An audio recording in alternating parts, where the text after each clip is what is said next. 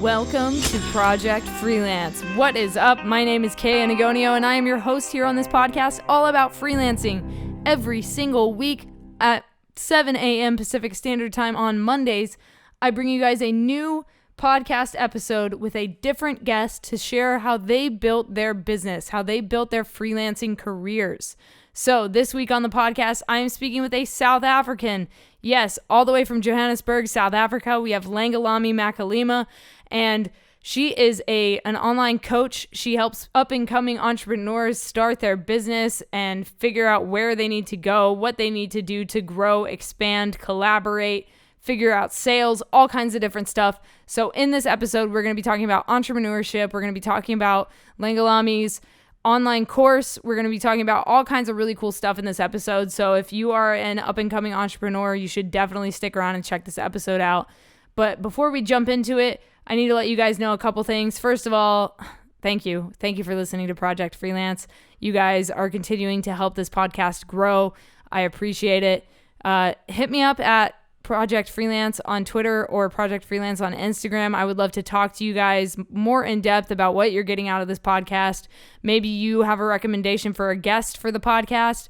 I would just love to connect with you guys more there. There's also a Project Freelance Facebook page if you guys want to check that out. I'll put links down in the description for it if you want to go give that a look. All right, without further ado, Langalami, please introduce yourself and what it is you do to the Project Freelance audience.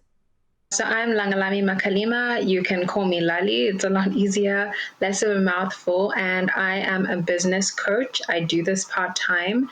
I empower female entrepreneurs to absolutely kill it in business, whether they're just starting out or if they're really experienced. Yeah.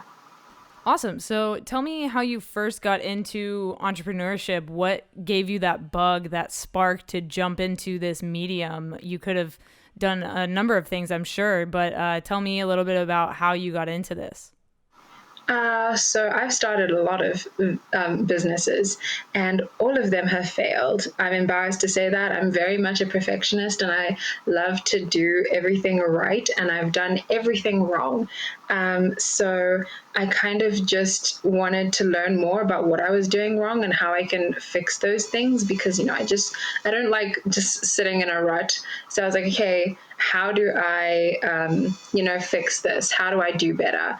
And then I got introduced to this amazing community of people who literally help people with their businesses.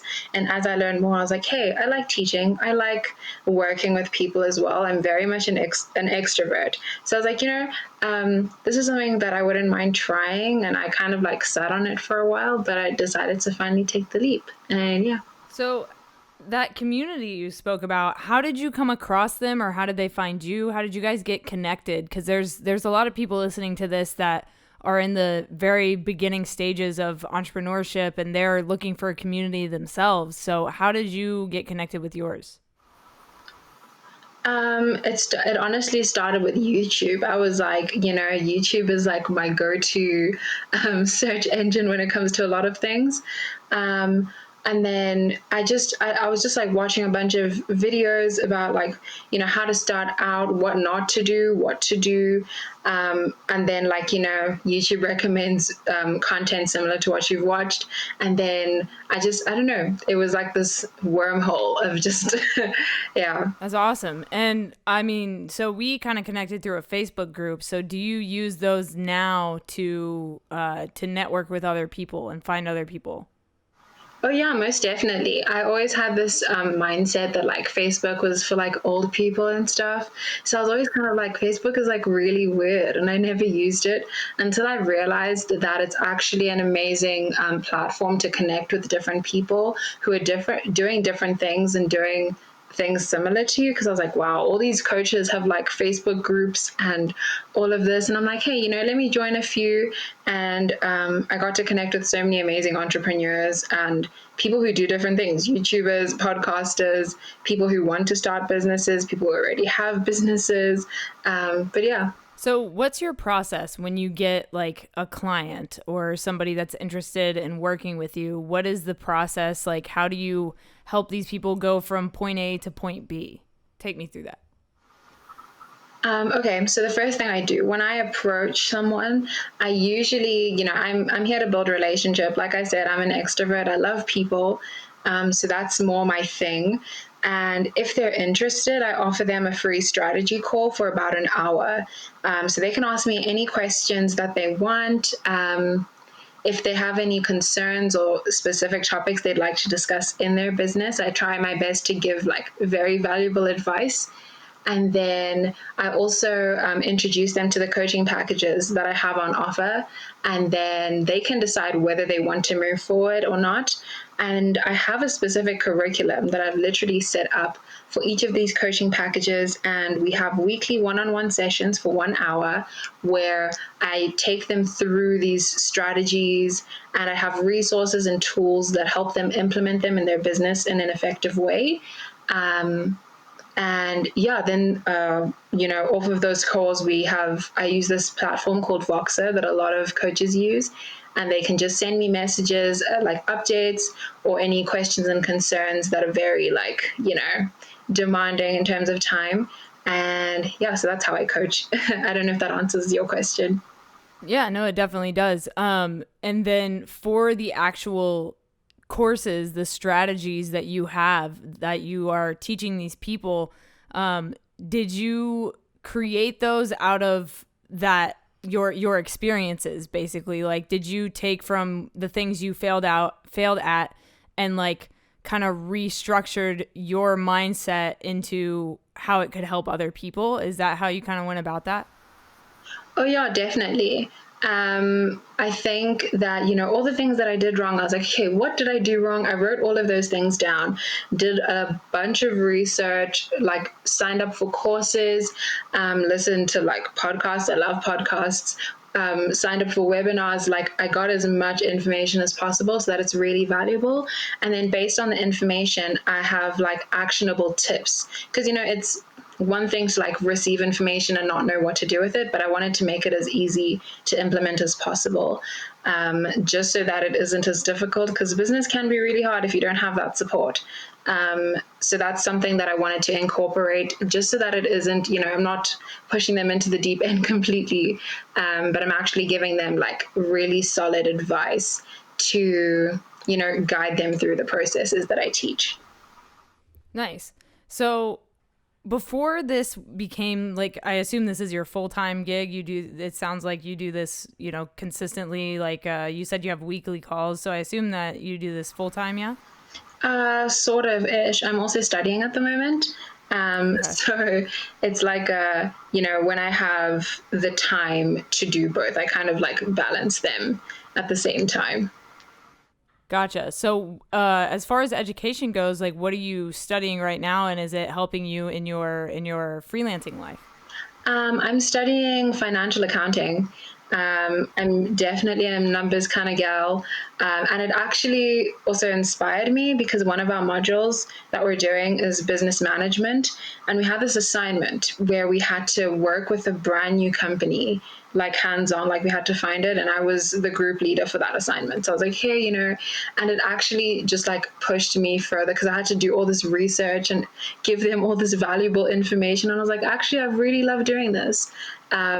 So yeah, that's also what kind of pushed me towards starting my own coaching thing. And then tell everyone, first of all, where you're located at, and secondly, are you getting your clientele locally, online? Like, how are you finding these people, or how are they finding you? So I'm based in South Africa, in Johannesburg, and at first, when I came up with the idea, I wanted it to be local. It was going to be like an in-person kind of coaching model. And then I realized that there isn't a massive market for business coaches in South Africa.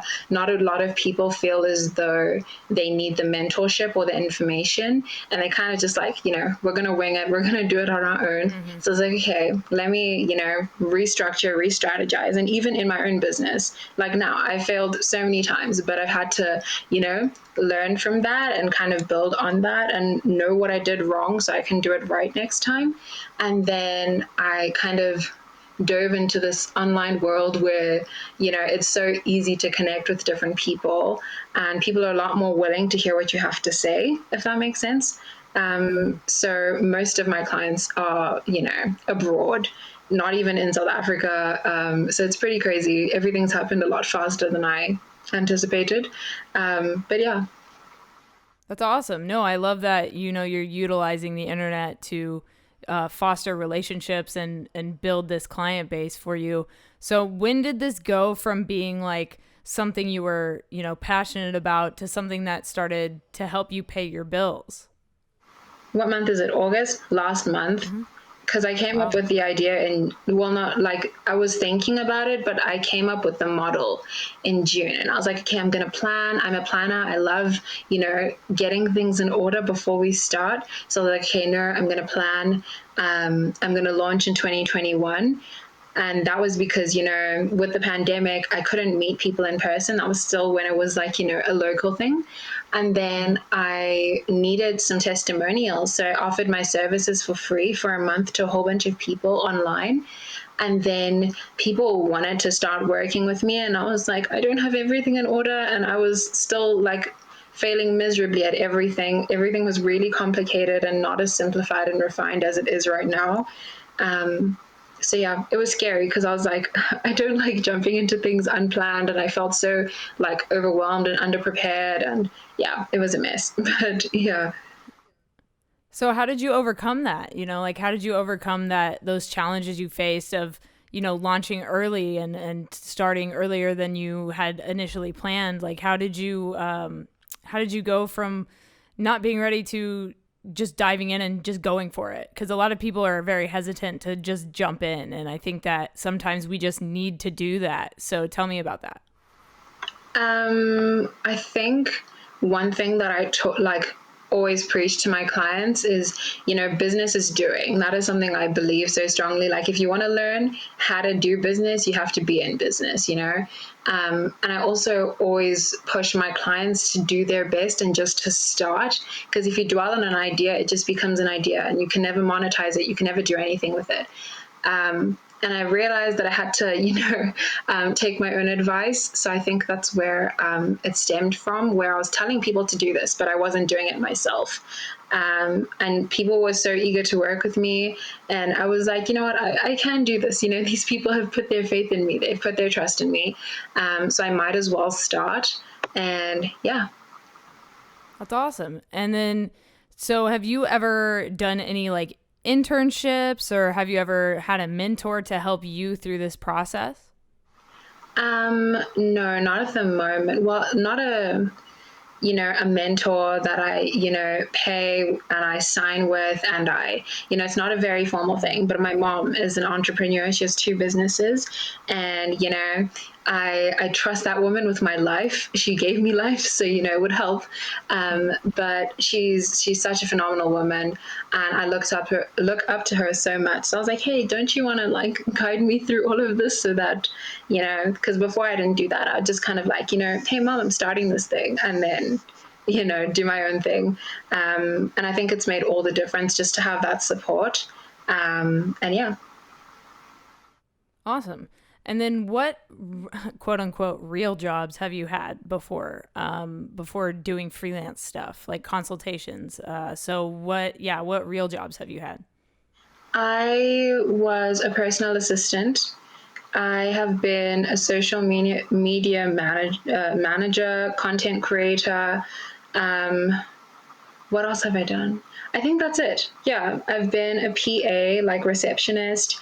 I have done social media management and content creation and marketing and strategy and all of that. And yeah. So do you think that your background in, social media management, content creation, do you think that has added to what you're doing now as far as like your knowledge base and the things that you can help people with? I think it has, actually. I think it also helped me understand what I enjoy, because like when I started doing like social media management and stuff, it was kind of because like, everyone was doing it. It was really cool, and social media is so fun. And I was like, you know what, I'm actually good at this stuff, so why not? And then it kind of like died, and I started like, focusing on school a lot more. And really trying to like get into varsity. And then, that kind of, I put it on the back burner. It wasn't very important. And then I started with this whole business thing because I'm an entrepreneur at heart. I always have to have some idea brewing somewhere. But yeah. And like who do you look up to in the business world? I know you said your mom, but do you have like other people you look up to, whether that's like people like, I don't know, Gary Vaynerchuk, for example, motivational speakers, or other business entrepreneurs that you look up to? There are two in particular, actually three. Let me say three. The first person that I started watching on YouTube when I got introduced to all of this was Jade Dharma Wangza. I'm not sure if you know of her, but she's an entrepreneur, starts like tons of businesses. I relate. I'm with her 100%. And the other two are Vanessa Lau and Aaron on Demand. They're all YouTubers. That's how I came to know them. And I just admire them so much. Their work ethic, the way they run their businesses. Yeah, it's amazing. Awesome. So, where do you want to go with this? Like, what do you see as far as like scaling this bigger? Because I know you're still in like the early stages of this. So, tell me about some of your goals for the future with this. So I'm like really crazy. I have like massive ideas, and sometimes my brain's like, what? But so I have started with the one-on-one coaching, and that's definitely something I want to continue. I'm not sure like how far in the future I want to continue with it, but I have kind of like structured my coaching packages to lead all my clients into something I call my legacy tier, which is basically, you've been through all my coaching packages, and there's not much more that I can teach you, but you still want that support that a coach provides. So, just having a bunch of like group coaching programs as well, and having courses online. That's something I'm actually working on right now because I do want to scale this. Trading time for money is not the most viable decision. So I am working on putting my coaching packages into course form so that people who don't have the time to sit with me every single week for an hour can actually go through the information that I give. They still get all the resources and all of that. So I'm hoping to have that ready by January next year. So yeah, that's exciting. No, that's awesome. And I love the idea of doing online courses. I eventually want to do one myself about photography and videography. It's just a matter of, coming up with the content and then actually executing it and creating it. So can you kind of take me through like your coaching package, like kind of what people can expect? So like if somebody listening to this wants to check it out, like what can they expect from your course? Okay, so the one I'm launching next year, it's called Tier 1. So it's like the second package in my whole coaching staircase. I don't know what to call it, but it's called Redefining Business. We're talking sales conversions, sales funnels, sales flywheels. So basically everything to do with sales and how to maximize that. We talk about social media, how to convert followers into customers and clients, and also just bringing people in so that you have a large social media base. We also talk about branding, your brand identity and your brand strategy, and how to, execute that really, really well. It's a 6-month course, so I'm going month by month. And then we also talk about external business, so relating to customers, relating to competitors, because I do like to give a lot of information about like business theory, as well as implementing it in your own business. We also talk business plans, business models, goal setting, and action plans. Because I feel like a lot of people think that you don't need a business plan or a business model when you have an online business, but you do. It's really important to just have all of the concrete foundational stuff. And then, I can't remember the last one. Sales, branding, collaboration.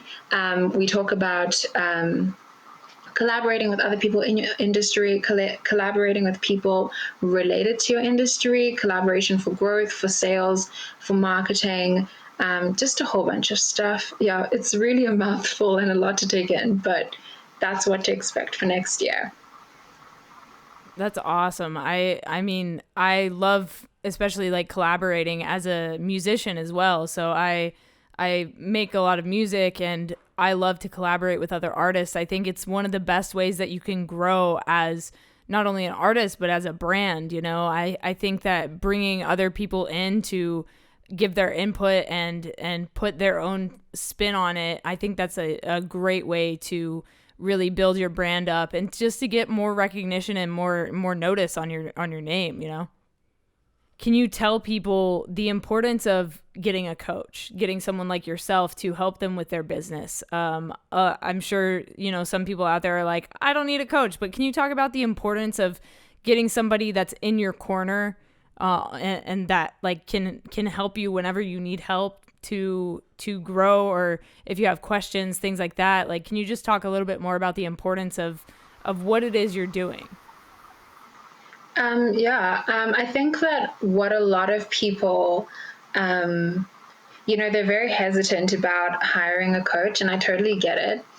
But I think that just having the guidance and the mentorship, someone to be a soundboard as well. I feel like sometimes, you have these like fantastic ideas, but you have no one to like speak to about them and just say them out loud and hear if they make sense and hear how you can improve. I think having a coach just helps you refine your ideas. You can discuss any concerns that you have.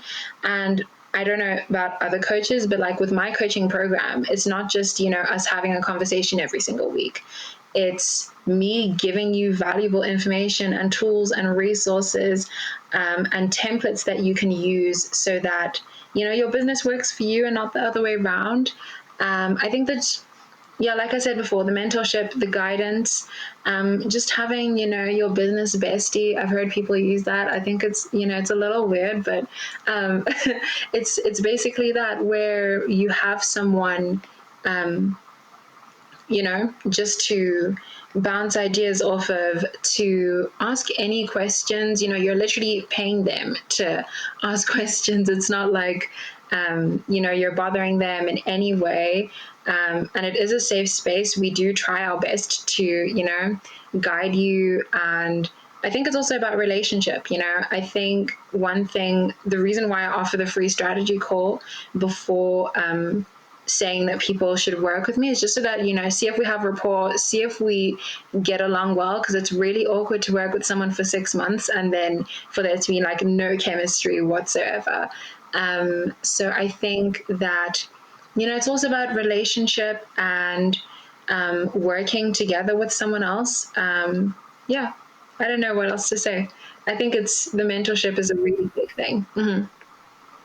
Yeah, absolutely. And then how long did it take you to figure out how much you were going to charge for this service? How did you find your value and your worth?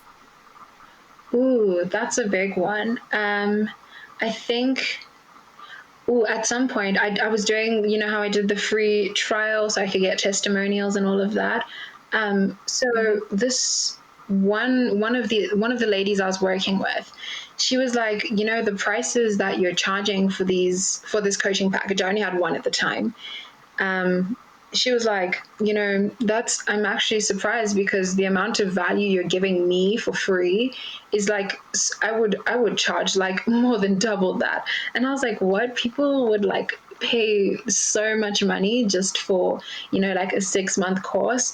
And I started to, speak to other coaches and be like, how do you price your packages? How do you price your time? Because I feel like sometimes I'm asking so much of people. Does that make sense? Like sometimes you feel like, Yeah. do I really have like the expertise and the value to charge this much?